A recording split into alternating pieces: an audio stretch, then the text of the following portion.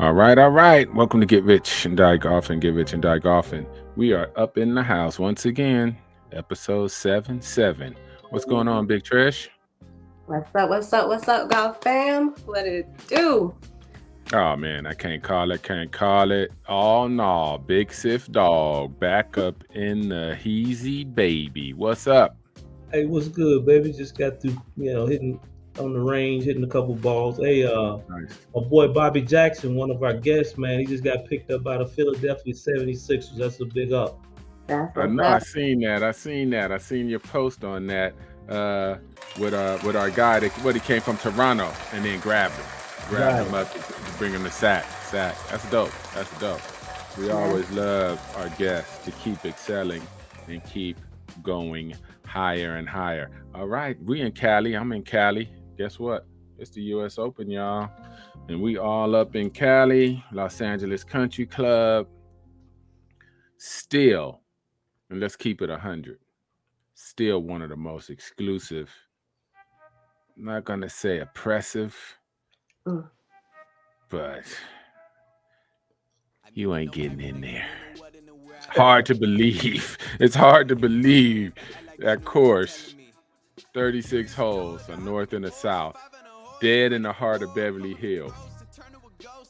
The property probably worth $1 trillion because of the location, and it's many acres, 30, 40 acres. They don't even let Hollywood stars be members. You can't be a member. You can't be a Hollywood star. They're gonna be like, go over to the Riv. You got to go to the Riv, or you got to go to Hillcrest. You can't join LA Country Club. But they had the Walker Cup there, and they have, they let, But as far as members, nah, man, Yeah, it's but too much money. who's members that, man? You would think in Los Angeles, the richest and the most affluent people are the Hollywood stars. That just lets you know it's secret money out here, y'all. Right. if stars is worth 100 and 200 million and they can't get in, what members? What are they worth? And what are they doing? It was founded from lawyers, businessmen, history of Los Angeles is interesting. Before Beverly Hills, everybody lived in Pasadena, the bigwigs back in the early 1900s. And then as they start moving a little more west and took over Beverly Hills and Holmby Hills and all that, they started a country club. And it's still the same power brokers in LA that's members, rich families, have nothing to do with Hollywood. Lawyers, developers, secret people we don't know about, but Like some Epstein shit. yeah, that's that. Now Epstein, Hollywood, he can't get in there. He couldn't get in there. He couldn't get in there. I am gonna say this, since we're on the U.S. Open, and the course looks fantastic. Everything looks fantastic. We don't have one black player playing in the U.S. Open in 2023. Let me say that again. It is not one black player at the U.S. Open in 2023. How did we get to such a point? And what a great foreshadowing of what can happen if we don't all get our shit together and get these people in positions to play better and shoot low numbers. I have more to say, but I'm going to let you guys chime in, Trish or Sif, whoever wants to go first. You got it, Sif. Man, I'm so over this right now, man. I mean, because we've had this conversation since we've had the podcast, and it's been I'm going so on disappointed. long before. And at the end of the day, man, it's just like we talked in the green room a couple of minutes ago. You had in the 60s and the 70s, man, we had more blacks on the tour than we do now. And the thing is, the technology wasn't even thought about. So it definitely has a lot to do with that Mamba mentality. And I don't think that I'm not saying that it's not in us, but obviously we're not showing our wares when it comes to making that jump. You know, motherfuckers shooting 80s, man. I'm over it, man. Don't get me started. I know.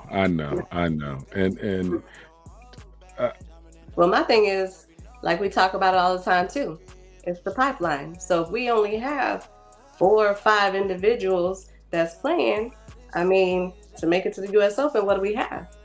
We're pulling from the same 4 or 5 individuals, 3, 4 individuals. So it's the pipeline. We just got to get more playing professional golf. that's true.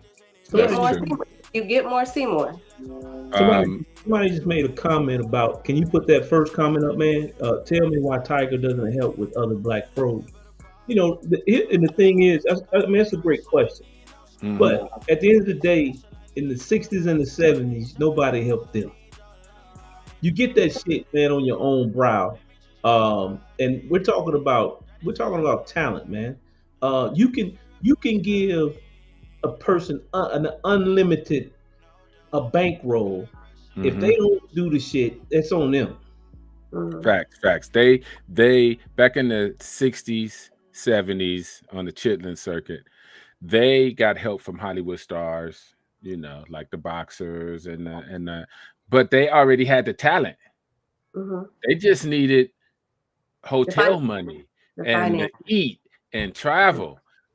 They wasn't he would Jack Robinson and the Hollywood stars that would help, and some of the Jewish men that would help our forefathers of golf didn't help them play better golf. They helped them with access.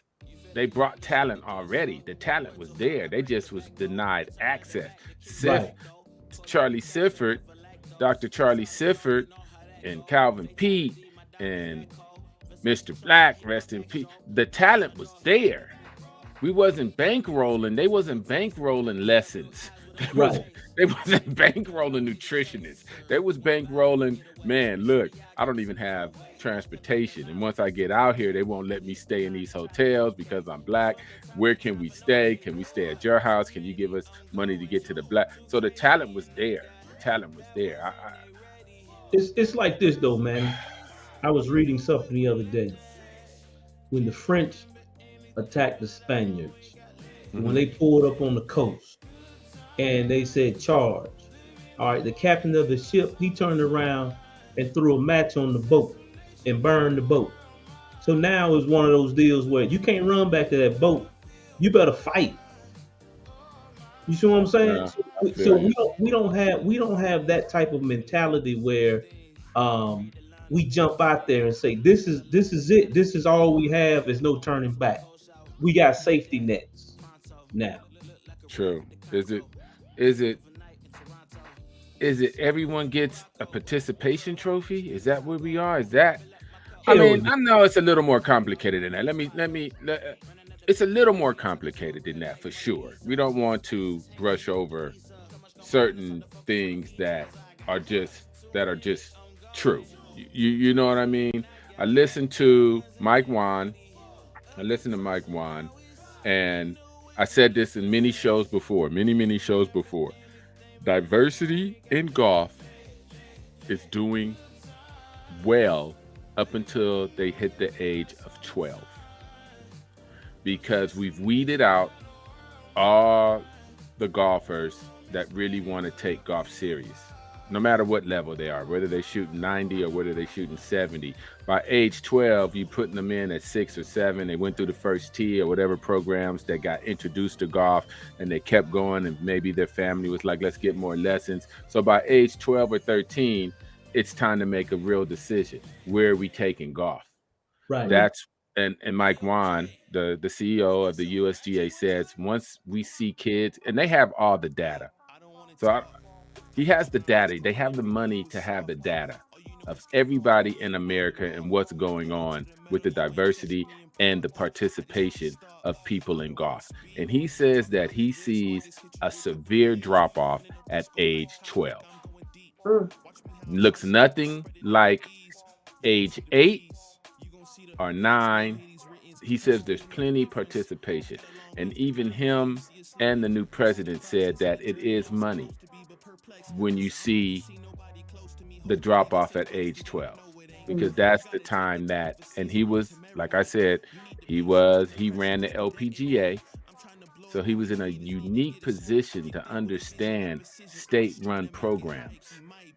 He dealt with the Chinese, he dealt with the Koreans, he dealt with even the Spanish, some of the European other countries, and every country had a state-run program.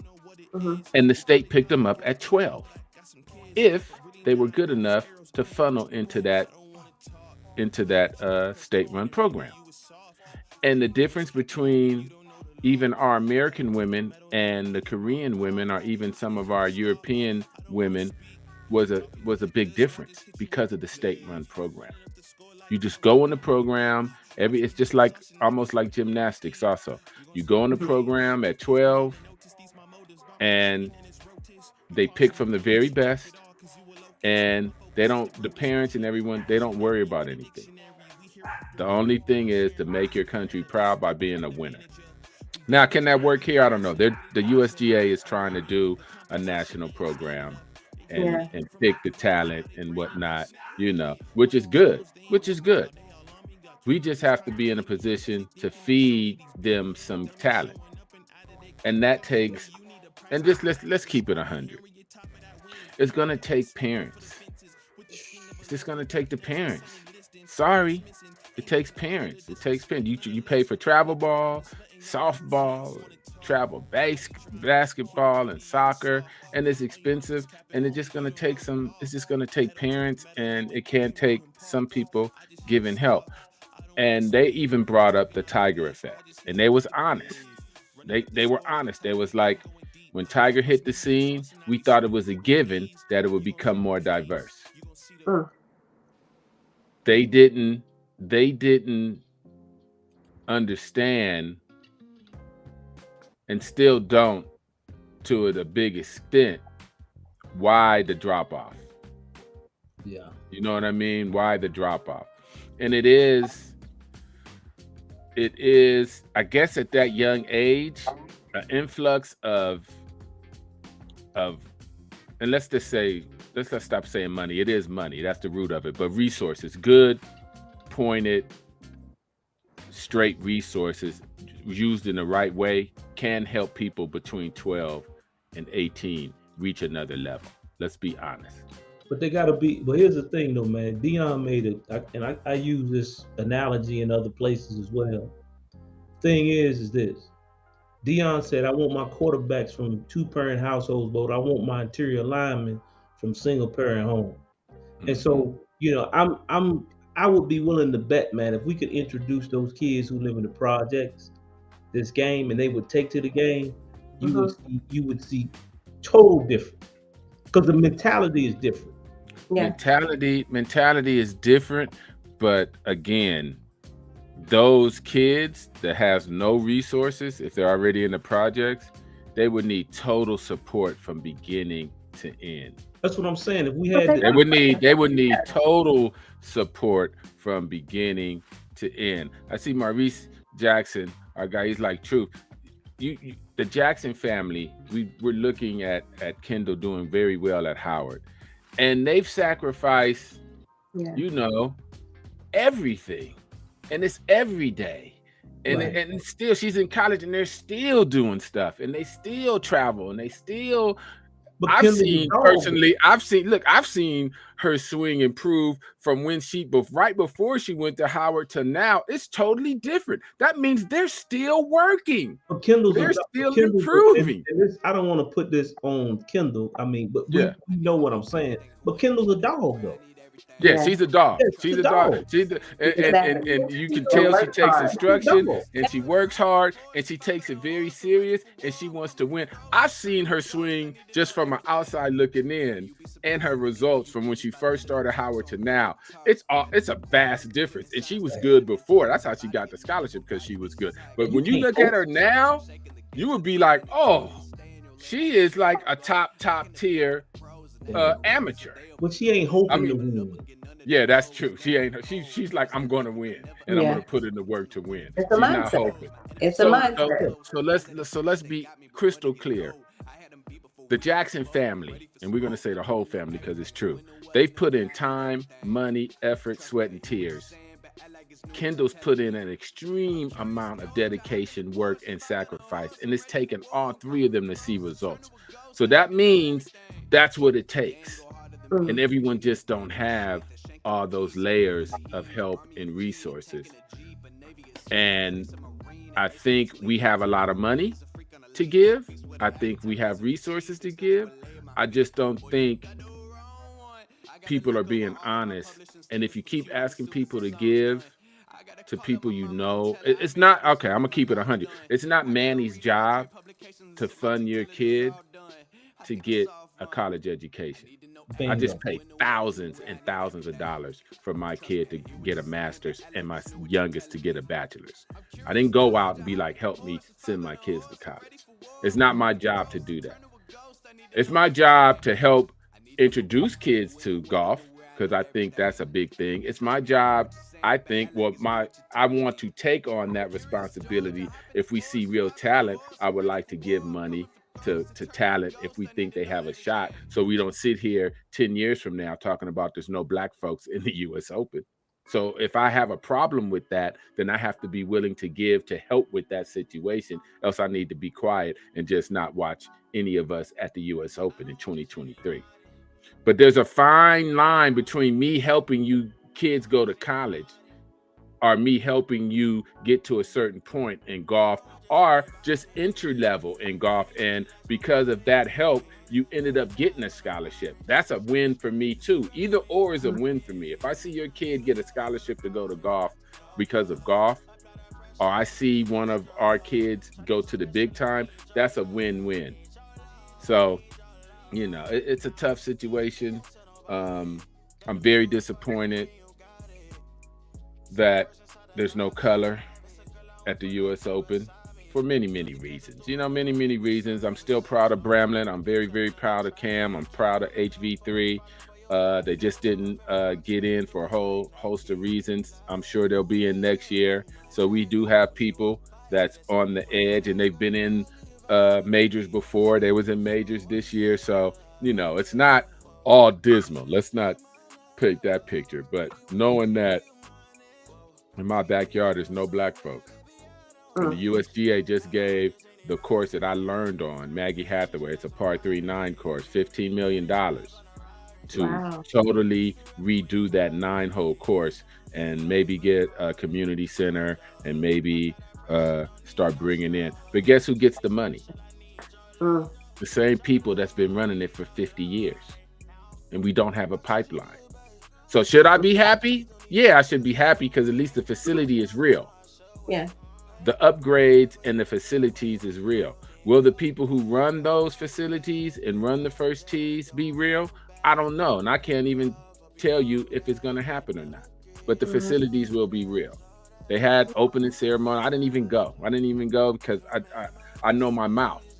And so I am very appreciative of the USGA for giving the money. I'm very appreciative and happy that the community will get an uplift in that par 3 golf with a community center. And hopefully the people who run it will get down to business and do the right thing. And I'm going to leave it at that. Sif, Trish, parting words as far as this subject before we move on. I say, all we can hope. All we can do is hope. But you know what I would love to see? We have Steph Curry, and he stepped up for Howard. Yeah. Do we not have 10 to 15 more Steph Currys that could come out and do the same thing? That's what I would like to see. We do. He didn't go to Howard, but he believed in the program. He's funding it. They can do it. It could be a charity. It could be a write-off. You know, they could have a foundation. There's 10, 15. There's plenty that can do what Steph Curry did if they just wanted to step up and just try. No, I feel you. I was at work and I ran into one of Howard female's star swimmers. They had a great swim year this year. First in the country, all black swim team at Howard. And I was at work and last week, matter of fact, she lives in my town. and she came to my clinic to get a sports physical okay to go back and swim at Howard. And we had like an hour conversation, and we came to we were agreeing most of the time. Young girl, just okay. She's probably 19 or 20. A dog. I mean, she's a dog. I mean, if she just goes and looks in the portal, she would get sucked up. And she was frustrated, like, I am a dog and I can go anywhere. I chose to go to Howard. I'm not going to say her name, but she chose to go to Howard. And, you know, we have, I think she said they had a 4-lane track where, you know, others have like a 20-lane track. So the team can't even practice together because of their track. Now it's new for them. I think this is the first year they've ever, you know, really competed, and they have earmarked money to update some of the facilities. You know what I mean? And she's proud. She's like, I'm not going nowhere. I'm gonna go to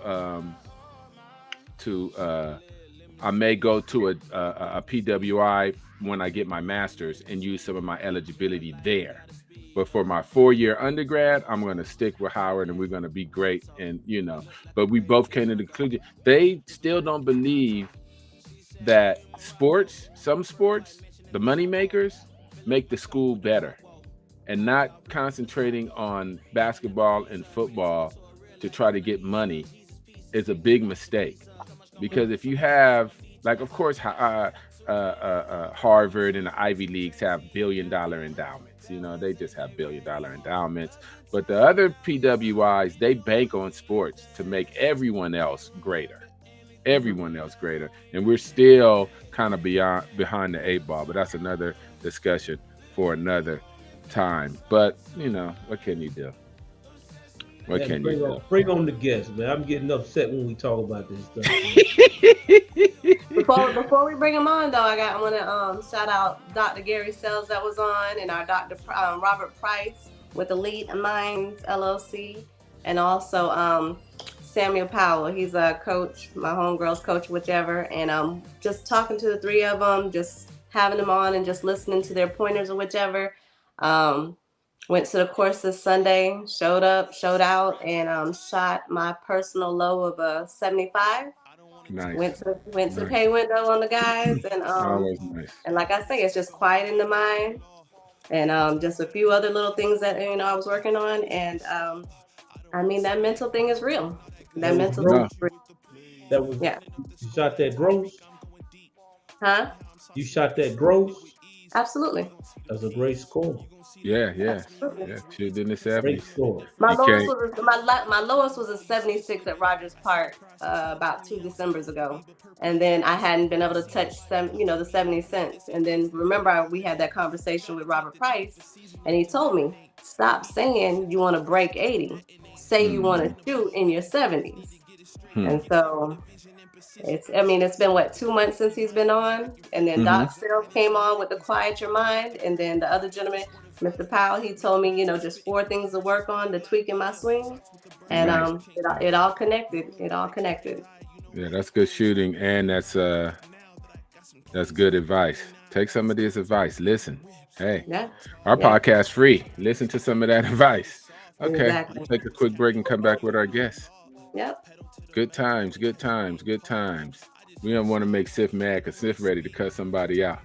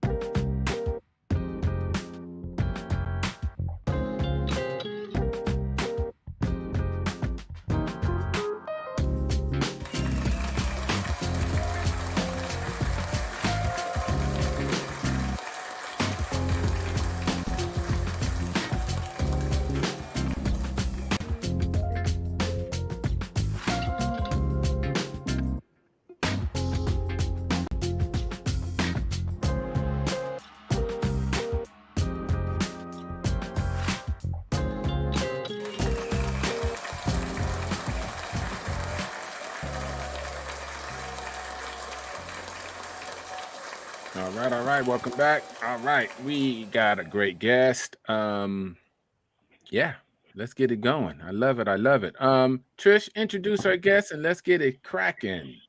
All right. So we weren't supposed to have Winky on. We have Stevie Thomas here. They're St. Petersburg residents, great friends, golfers.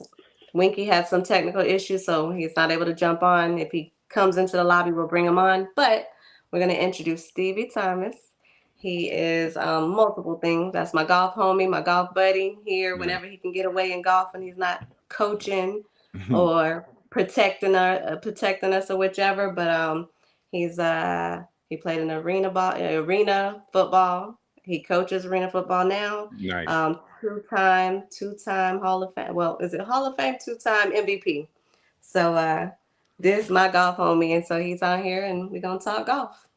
Thank you for joining us. I love it. Welcome, welcome, welcome. Thank you all for having me. Welcome, welcome. A BCU alum, Arena Football Hall of Fame. We love it. We love it. Tell us a little bit about yourself and how'd you get into golf? Well, that's a long story, but I'm gonna try to make it short and sweet.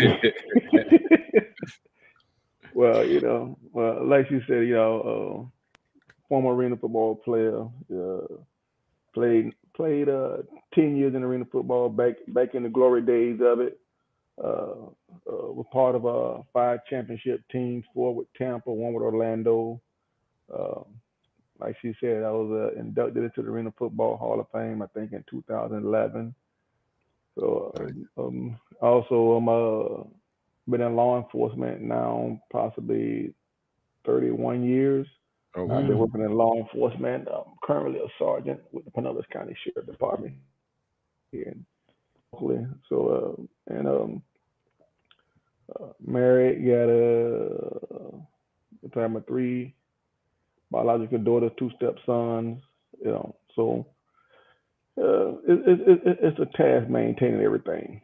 Oh man, let me tell My you. golf, I probably started golf maybe back, I'll say maybe mid '90s, but then I got away from it, and then eventually through my job, it kind of like got me back into it because I used to run the golf pal program with the sheriff department at one point, so it actually rekindled it and got me back in it, and now I've been back playing now probably about 15 years now. Oh, nice. Okay. Nice. Love it. Golf is a unifier. Golf will get you out the house. At least it gets me out the house. Thank God. Better believe it. Let me tell you. Beautiful stuff. So you've been witnessing Trish shoot them low numbers here and there. Man, look at here. Man, look here. We got just like she mentioned some of the names from that Sunday group that they go out and play. Man, she be playing possum a lot of the time. Man. She can play, but but I ask all the time, how much money you scan them for? So it's a regular thing. Nice. Trish, I'll let you ask a question or start a discussion. Yeah. So Stevie, like I say, this when I tell you, busy man, be doing his thing. Damn,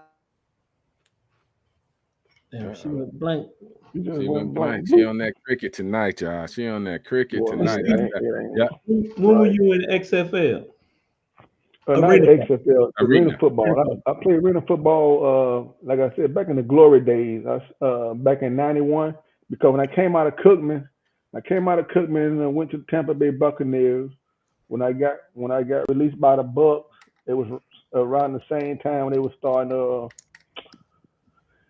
They eventually renamed the NFL Europe, but I was with the first group when they had the teams cross seas and stuff like that over in Europe. It was called the World League of American Football. I was with that first group, and when I came from there, I actually went to start playing arena football with Tampa, because one of the coaches who was at the Bucks at the time was going to be one of the assistant coaches, and he reached out to me, and that's actually how I ended up getting into arena football and end up like I said, getting in there, didn't really know anything about it, but it ended up being, be honest with you, ended up being a perfect fit for me and stuff like that. I did get a few other opportunities to go back to get a workout with the Bucks after a few years, but at the time when they were trying to get me to come back, I had got hurt on the job. So I just looked at it as, you know what, it really wasn't meant to be. So at the same time, I didn't let it stop me from keep on doing what I love to do, with playing football. Well, you gotta know, if you've been in that space, this name sound familiar? Greg Yeldell? Now the name don't ring no bell. Oh, you must Oh not yeah, been. because I played, well, because I know arena football. I think it started like in 87, 88, 87, something like that. And I started playing from like 91. I played 91 to 2000. Okay. Nice, All right, nice, cool. nice. Love it, love it, love it, love it. And then Go ahead, got into Trish is back. Yeah. No, Winky had just hit me up, so I had to catch that. So he's gonna be Oh, on okay. shortly. Yeah. That's my Nice, dude there. Hopefully soon we'll get Big Yeah. Winky, one of my favorite boxers, unified the title. Yeah. He's a So, he. I guess my question for Mr. Thomas is, being I'm a football player as well, and former football player. Can't jump over a stack of quarters now. Uh, but but but the thing is, in the green room, we were talking about mentalities, having that Mamba mentality, and you've got to be built different to play the sport that we play, football, at the highest level, because everyone's in a position or trying to take your spot. How did being a football player transcend over being a golfer? Well, it's like this right here, and I think Winky can emphasize. He just logged on. I know he can kind of understand this. It's just like boxing and football. It's not a sport that choose you. You have to choose it. And when you choose it, you have to go in there with that mindset that it is you all in or you not. And when you get in it and you get involved and you get rolling, man, look, and like y'all was saying earlier, you either have that dog in you or you don't. Unfortunately, the way I grew up here in St. Pete and stuff like that, I feel like, man, St. Pete guys, man, automatically come with that dog because, man, we working to try to get up out of here. You understand? That's right. So when off the field, man, I'm as nice as you can be, but man, when I get on the field and I start putting on that uniform, man, I'm like a transformer. I transform, and man, I'm strictly business. I'm trying to knock people head off. I'm trying to do everything I can, man, to let my presence be felt. And I think I did a good job of that throughout my years of playing football. And see, to my point, that's what I was speaking about when we were in the green room, Chris and Lynn. There's a mentality that goes with the sport, and you've got a lot of us come from meek backgrounds, and like I said, I had to fight. If you wanted to go outside in the summertime, you knew you were gonna have to fight if you wanted to go outside. That's just the way it was, and that mentality I don't see anymore. I don't think that the kids understand that it takes a lot more than just talent, sheer talent, to make it on the next level. You have to have something inside of you that thrusts you into that top echelon. Facts. Mr. Winky Wright, thank you for joining us. I know you're a busy guy, but if we can just get a minute of your time like we did, it's all good. I'm gonna let Trish. My bad, man, for getting in late. No, you good, man. You are good. No bad, all good. Trish, introduce them and let's go. All right. For those that have been sleeping up under a rock and don't know who Winky Wright is, that's right. He's a monster on and off the course, two-time world champion, former boxer, and a great golfer. I got to golf with him just a few weeks ago in a iGolf for Vets tournament. And so thank you so much, Winky, for coming on. And I had Winky and Stevie come on because they the St. Pete homies. So had That's to right. definitely That's have them right. both on. Yeah. So That's thank right. you. Glad, sir. glad to be here. Good Glad that to be up. here, man. Glad to be here. Right. So Winky, tell us, you can, well, like I said, you can tell us about a little bit about yourself, and also tell us how did you get into the game of golf? Why golf for you? First, I'm Winky Wright. I'm from Washington D.C. But I moved to Florida when I was like 16 to start boxing in Florida, and it was lovely. I just, boxing, like he said, you don't choose the sport choose you. I played baseball, football, basketball. I played all the sports, but Mm-hmm. I didn't know that I would be you know very good at boxing, but I always wanted to do it. So by living in DC, I never really had the time because I was playing the other sports. And then when I Yep. moved here, it was kind of a little slower from the big city to come here, but it was a great thing because it allowed me to grow into the man that I became. You know what I'm saying? The person I became by really focusing in on boxing and just letting the sport take me where it wanted to take me. You know what I'm saying? And like I tell you, you don't play boxing. You play basketball. You play football. You don't play boxing. So That's it's no right. play game. So you can seriously get hurt. So like he said, you got to have that dog and you got to want it. People say, why you don't make your kids box? I never want my kids to go through that that that that that whole path I had to go down because I had to endure some strong, some tough things, and I wouldn't wish that on my kids. And even though I hopefully will be able to open a door for them that they wouldn't have to travel that same route I traveled, to get to where I wanted to go. But at the same time, boxing is just a game where it can be very unfair. It could be, brutal. You know what I'm saying? I understand when my mom used to be like, baby, I don't want to see you get hit. I don't want to see you get hit. But I'm like, Mom, it don't hurt. It's fun. She looking at me like I'm crazy. You know what I'm saying? Yeah. But that's how you feel, when you're doing it like football. You in there, you get hit, everybody on the outside be like, oh my God, he almost broke your rib. You like, man, that was just a good shot, but I'm good. You know what I'm saying? So, in that moment, you don't feel none of it. You know what I'm saying? So that's what it is in boxing. I just, I love the competition, me against another person, and can see who is the best. If you feel you Yep. better than me, cool, let's prove it. And that's what boxing allowed me to do. So, and then that transitioned into golf. Once I got into golf, and I learned how to truly hit the ball and truly what the game is about. Then it made it that much fun because before all I was doing was just hitting the ball. As long as I hit the ball, I was happy. You know what I'm saying? but That's it. but after that, you learn how to get birdies, learn how to make good putts, learn how to draw the ball, fade the ball, all that kind of stuff. Once you do that, it is a great sport. Wow. Beautiful, Amen. Yep. beautiful, Hey, beautiful. if you from DC, especially Greenleaf Gardens, you ain't got no choice but to fight. Yeah, listen, I was born in the projects in Potomac Garden Oh, in Potomac. DC. Yeah, Oh, that's that's where I was southeast. born. Yeah, Southeast. yeah, we left there and went to move to Northeast off East Capitol Bennett Road. So, I grew up in the neighborhood, nice little neighborhood. So it was all good, you know what I'm saying? Beautiful, beautiful, beautiful, beautiful. Now, do you wish while you and I guess it's hard because I always say boxing is the hardest sport out of all the sports. It's just physical. It's just the training.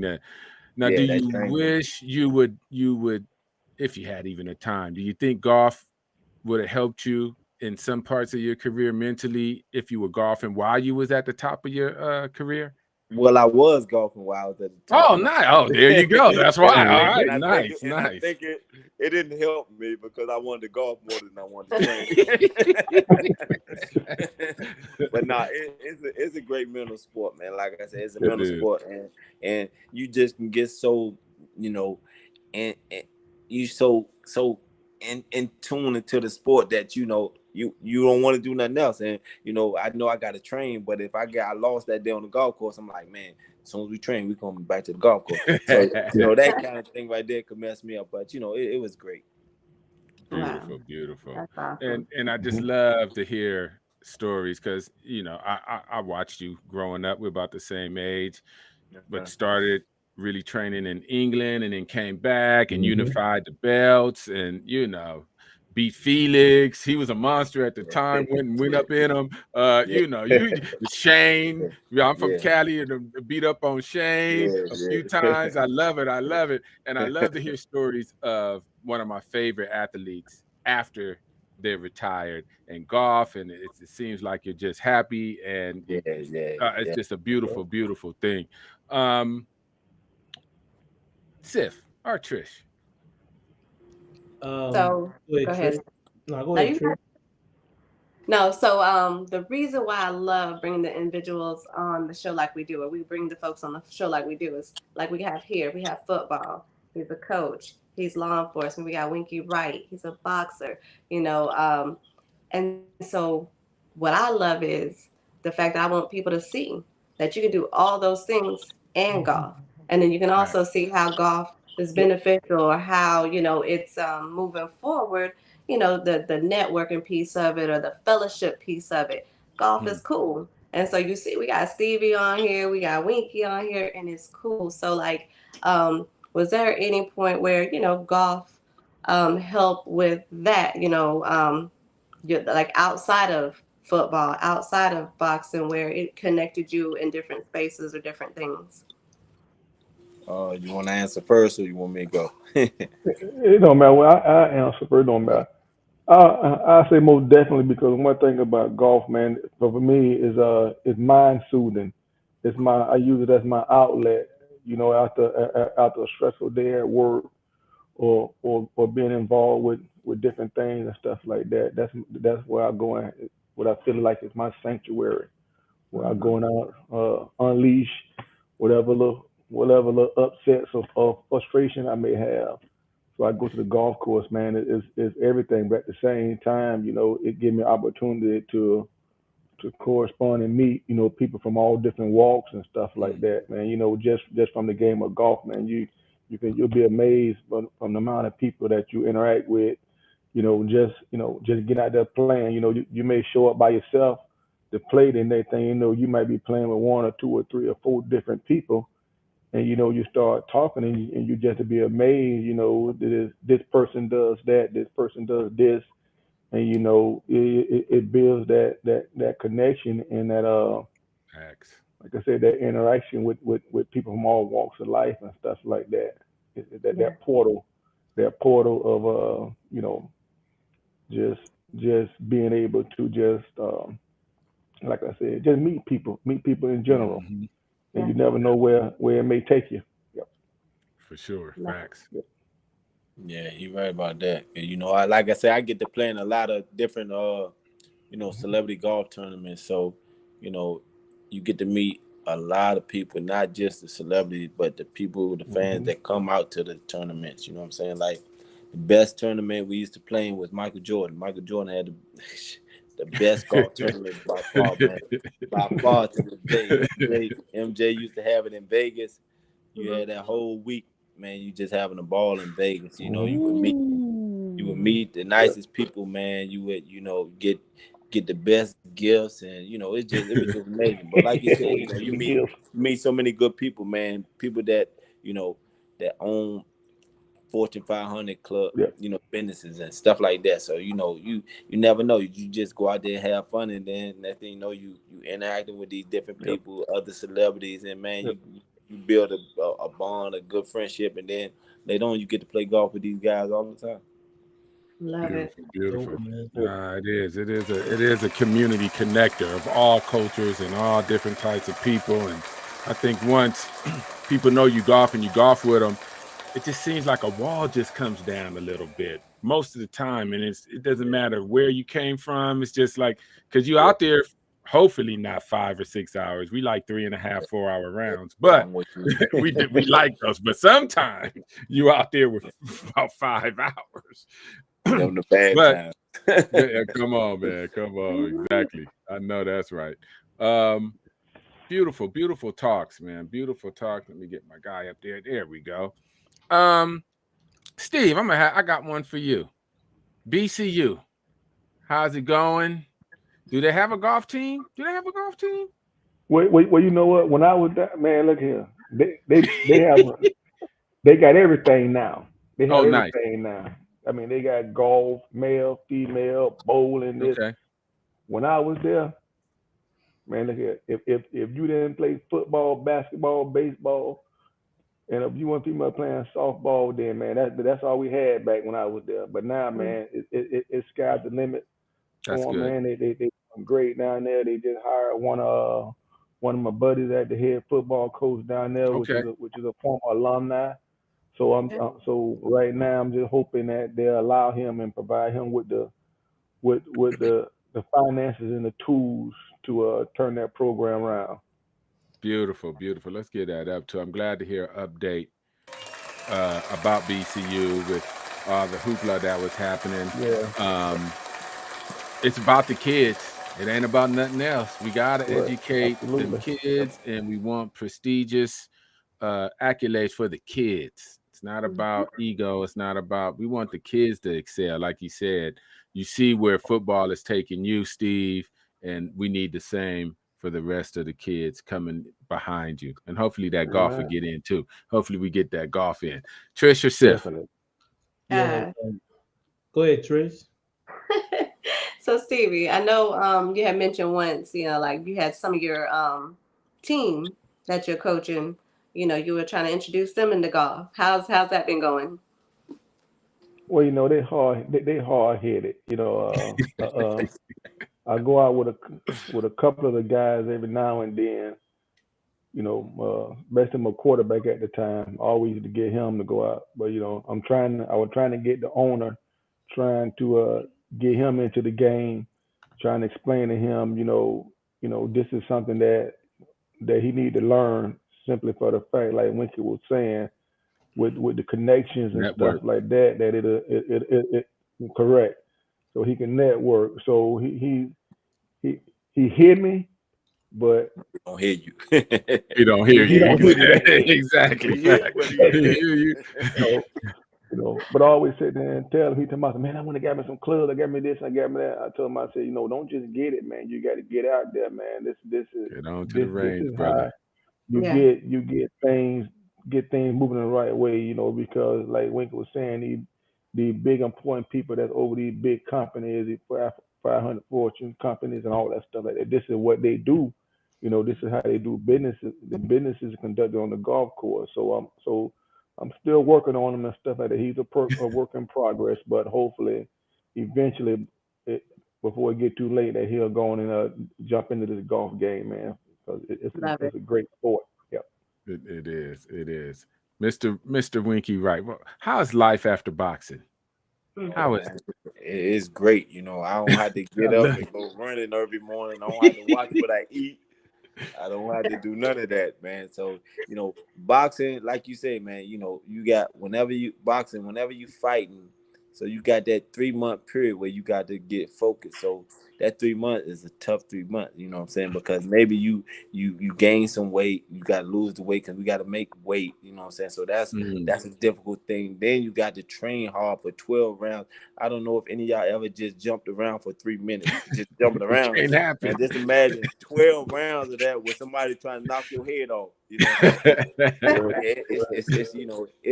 It can be very overwhelming, but like I said, it's a great sport. I love it. It was fun. You know what I'm saying? It enabled me to travel the world to make a better life for me and my family. And you know what I'm saying? Facts.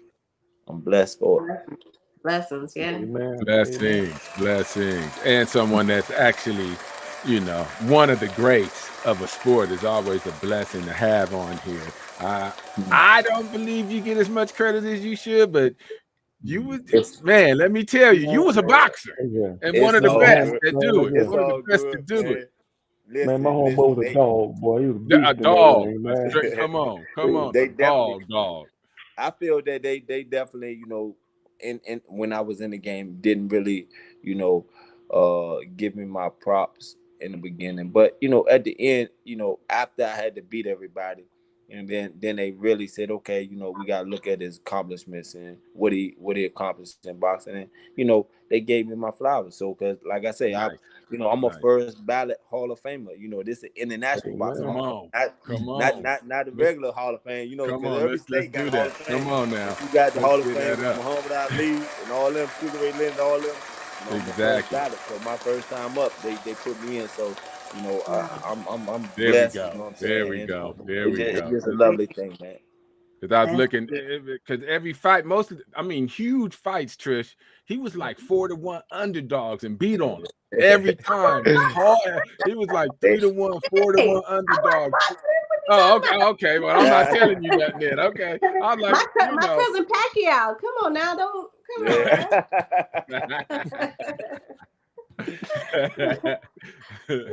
Beautiful.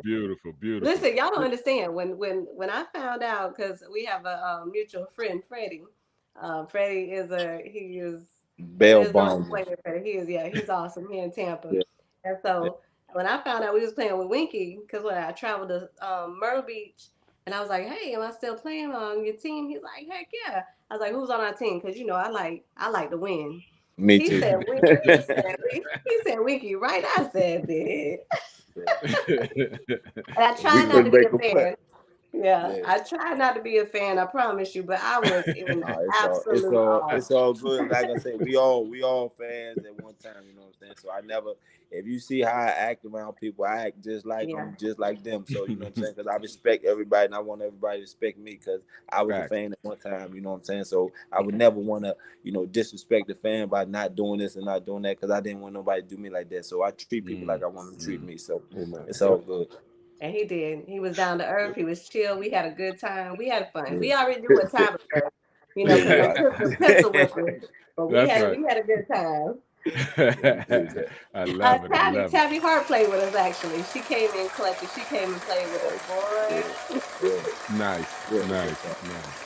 Man, that's that game, man. That game will bring you together, and you do 4 hours, 3.5, 5 hours. You act like you known them 15 years. That's how golf is. It's a beautiful. That's why I always want to give as many people from my neighborhoods or where I'm from into the game. It's life changing if you let it. Like you still got to put in the work and you still got to get some skills and do some stuff, but it is an attribute that will stay with you for the rest of your life. Trish. Oh, my bad. Winky, real quick. So remember we were talking about having a ringer, you know, on some of your tournaments. You missed the early announcement. I shot a gross 75 on Sunday. So I'm a phone call away, Winky. I'm a phone call away. I know. I said, I call a little Mighty Mouse. Cause she can hit the ball for a little thing. That girl hit that ball. She hit that ball. She hit the ball. She stretched it out. Hitting the right field. Stretching it out. Yes, she is. Little Mighty Mouse, man. I told her.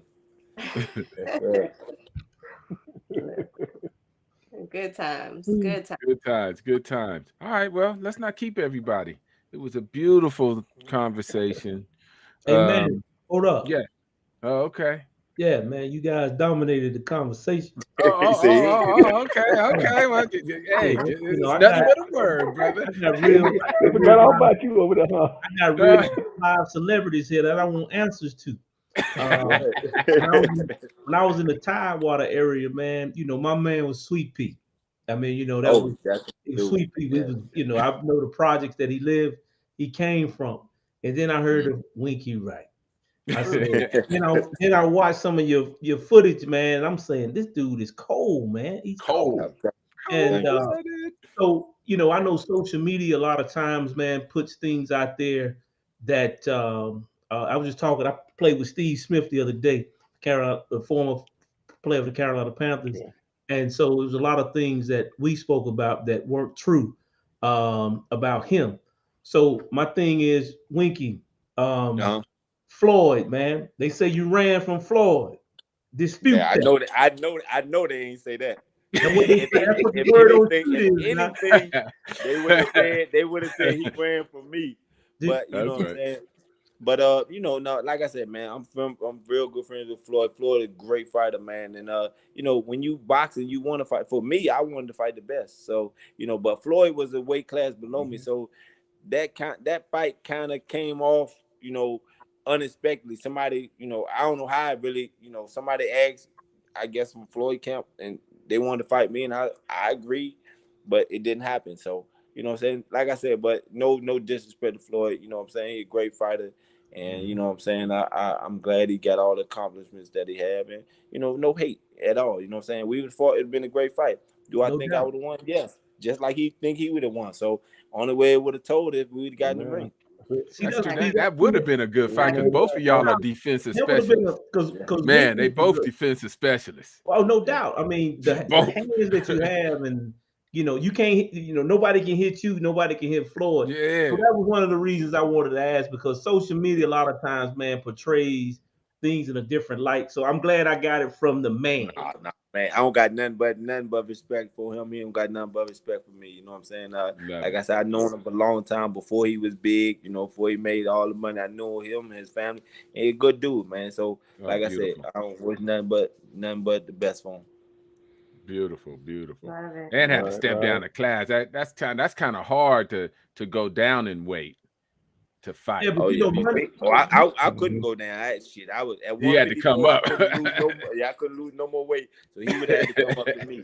Yeah, but money will make you go up and go down. You know, that money wouldn't have made me go down. Shit, I would have had to cut a leg off or arm. Hey, at 154, I was shredded. I couldn't make 150. I couldn't make 151. You know what I'm saying? So 154, I pushing it to the limit. He was at the limit. I was at the limit. Hey, so my last question, and I'll let everybody whatever Manny needs to do. We're a golf entity here. However, you guys qualify in terms of, you know, both of you guys being at the height of your respective sports. Mm-hmm. My question to you is this: have kids gotten soft? Well, for me, let me answer real quick before he get into it. He gonna go deep. He might go deep. So listen, you know, it's different nowadays. Kids they don't play outside like they used to. Oh. Kids don't, you know, they just don't interact like used to because you got all these video games, you got all the social media, and like I said, social media, people got to realize that's just a platform for people to sell who they want to be. You know what I'm saying? Because everybody on social media ain't who they are in real life. You know what I'm saying? At all. People portray what they want you to believe in and see. So that's what they do, and people believe that, and now these kids trying to follow and emulate what they see on social media, but it's not real. You know what I'm saying? So that's how a lot of our kids are getting in trouble and doing things that they wouldn't normally do. But you know, I don't think that they solve it. Just that they don't have, you know, with us, we wanted to go outside and play. Shit, my mom told me stay in the house. I'm mad. I'm crying. I'm like, I want to go outside. You know what I'm saying? Yep. But I tell my son, go outside. He mad. He crying. Why I gotta go outside? You know what I'm saying? So it's like, look, you know, it's just a different era, and I think that kids are kids, and kids can be great if they are led in the right direction, and you know, hopefully that, you know, we can get back to, you know, people being people. Listen, the pandemic stopped everybody from coming outside, stopped people from talking to each other, stopped people from coming around each other, and it was all playing. That was a pandemic. So you know what I'm saying? So we got to realize that, you know, it just ain't our kids, it's the world against us and against our kids from people from enjoying each other. Go ahead. But Wink and Steve, you know, that's a great comeback. But you know as well as I do, way before the pandemic, I can go to the park, and the park ain't nobody out there, and I think the park would be jam packed. Who got next? We didn't have video games. Who got next? Yeah. We didn't have them video games. We have all that. Social media and all that shit. It's true. Listen, we ain't even had no cell phones. No pages. None of that. You had to, you tell me how many phone numbers you know by heart. Not anymore. I don't even know. I barely know at least mine. about 5 or 6 of them by heart. You knew 5 or 6 people phone numbers by heart. Now, man, I probably know 1 or 2 people phone numbers by heart. And that's crazy. Because you got the phone, you got that computer right there. You got that computer. Yep. Oh, That those is are facts, it. man.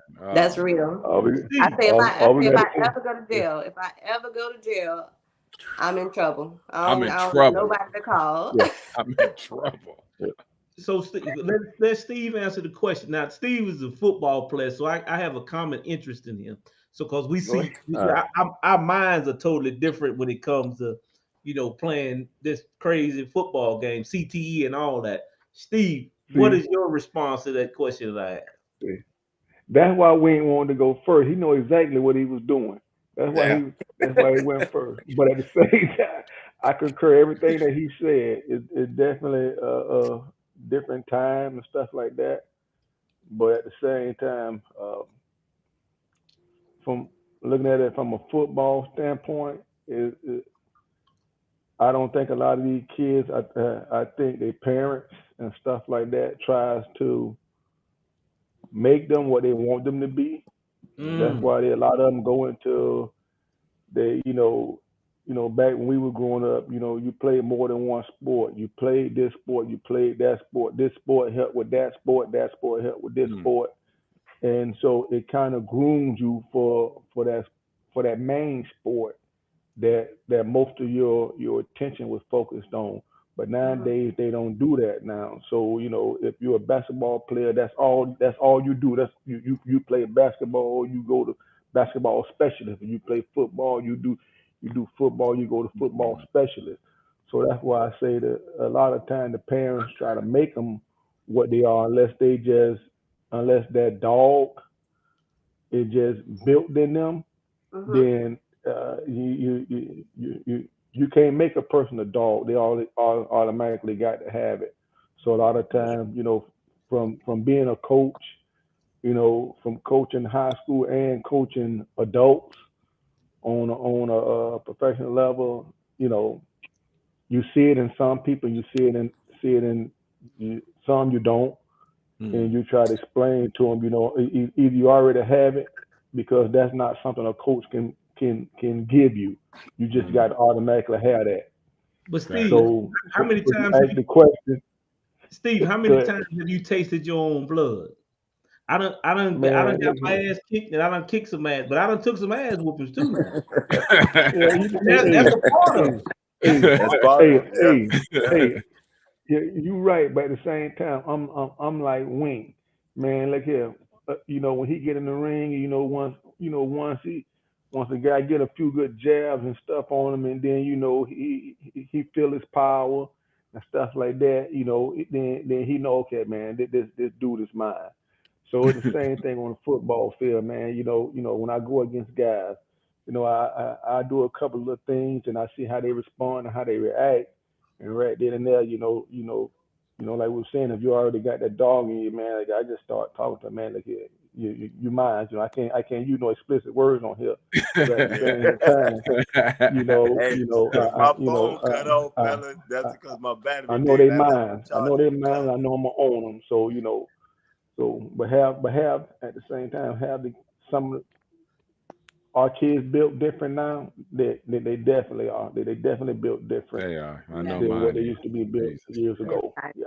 Entitled. Suburb entitled No kids. doubt, Suburb man. entitled kids. It's Like, crazy, even man. my dogs don't like to go outside and play no more. That's No. the kind of stuff I'm building in my house. you That's the know. kind of soft stuff I You tell the need. You dogs to need. go You need. outside. They looking at me like Yeah. out there. So the kids don't want to go. No. Jesus.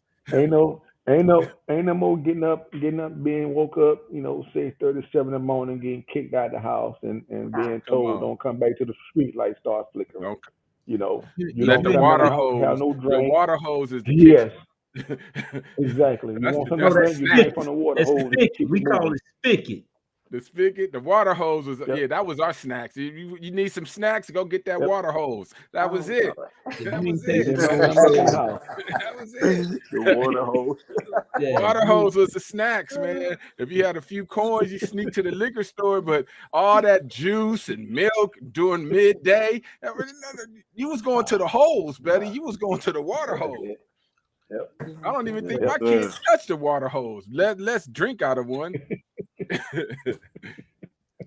Yeah, you ain't take, We said his battery about to go down. So if we lose him, it's because his battery on his phone is it's Well, going so down. we can let Winky get his, ending Bro, word. y'all hear me now? You hear me now, right? Yeah. Yep. Okay, I had from the charger in the room. Go ahead. Oh, okay. But yeah, it's a different breed. But I think everybody's got a different breed. It's grown up a little different. It just seems that, I think we all like, oh, we don't want our kids to do this, and we don't want our kids to grow up like this. And I just think they missing socialization. Social media it's got the word social in it, but they don't learn life lessons on social media like we did when we went outside. You didn't go to your parents. Your friends taught you, hey, quit lying to me, else we're gonna have to get that grass. Or hey, don't steal. You learn them lessons outside with your friends. You know what I mean? You can't learn them lessons on social media. And a lot of our kids are not socialized right. Well, you know what? One of the things I think, though, moms raising 3 kids, single mom. So my thing is, when we struggled, then we wanted to do everything in our power to make sure that they didn't struggle. So they didn't see strife. If a light bill was about to go off, you didn't know I was scraping and struggling to, get a light bill paid. Or you know what I'm gonna do? I'm gonna send you over to your godparents' house while I sit in the house until I do get the money to pay the light bill. So they didn't see that struggle, so they don't know it. And then they think you're Superwoman or Superman because they never had to see that strife. But I think that's one of them things, at least with me, I feel like that's one of the things where maybe they should have seen a little bit of struggle. Maybe they should have seen how hard I had to work for some of these things. These kids didn't, because we wanted to make sure they had a different life than we had. I'm gonna tell you. I'm gonna tell you where it went south. And I was in coaching, and now I look at it. When the kids hang out from opposing teams the day before the game, I don't understand that. What is that? Neither do I. The Carolinas? You hanging out with my man, y'all play tomorrow. I don't get that. We fraternize with enemies? Yeah. That's crazy. No handshakes before the game, no meeting before the game. I talk to you on the field. That's right. That's Hey, right. Y'all sound like some angry golfers too.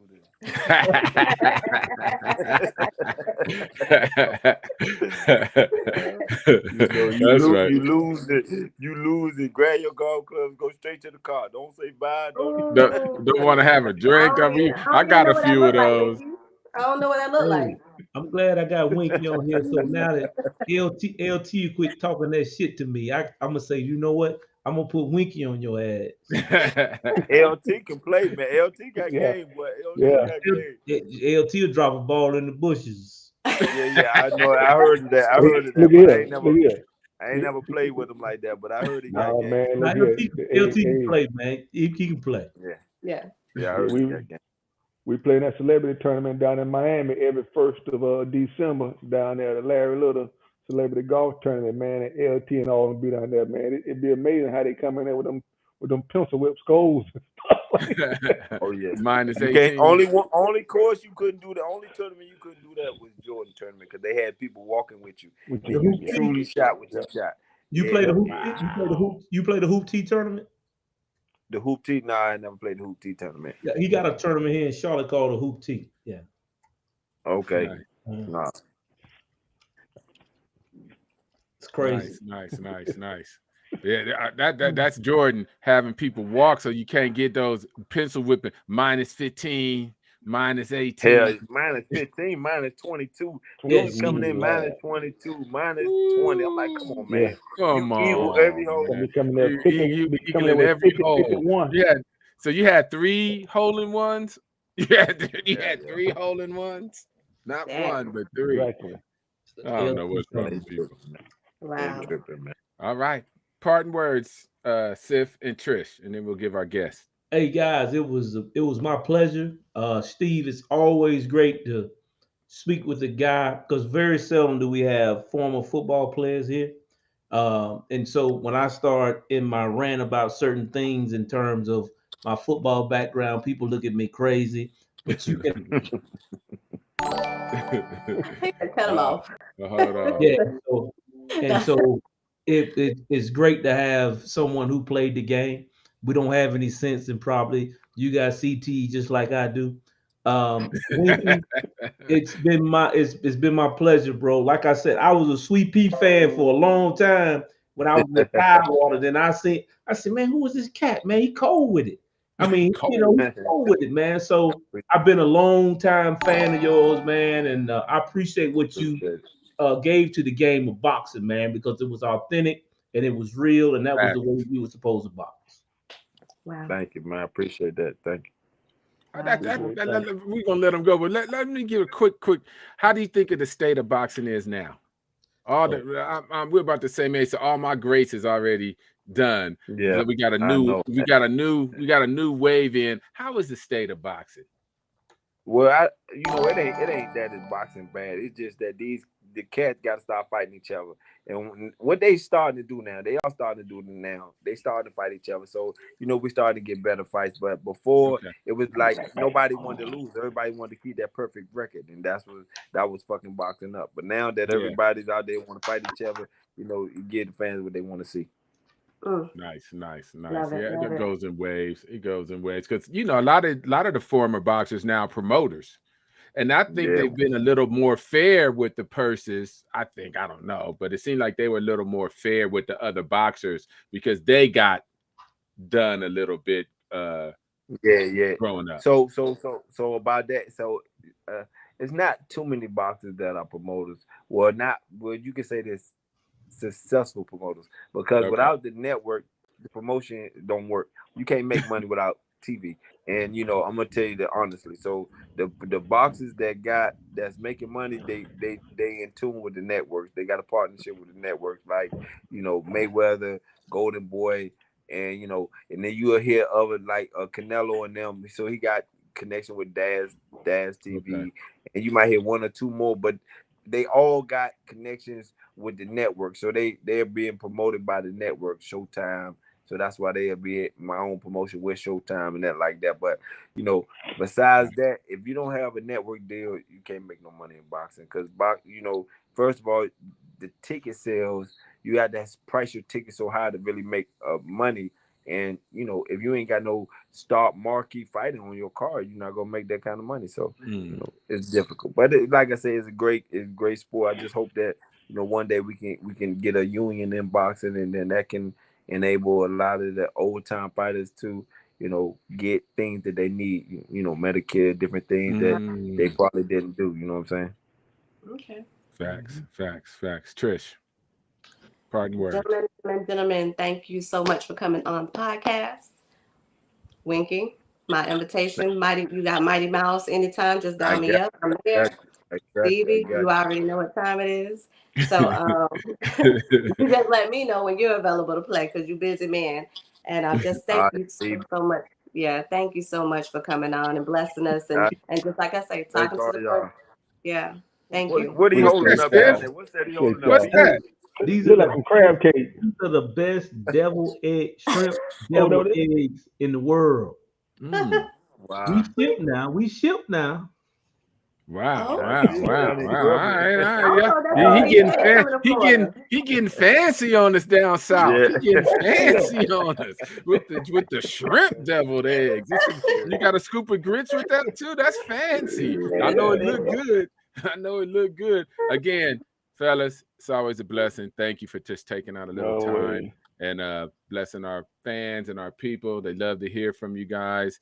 Golf is a niche sport, but anytime we can normalize it and bring accomplished people on that play the game, it just helps our juniors. It just helps other people to get into the game. So thanks again. And on that note, we out. Appreciate y'all. Thank y'all. Deuces. All right, y'all be safe. Thank you.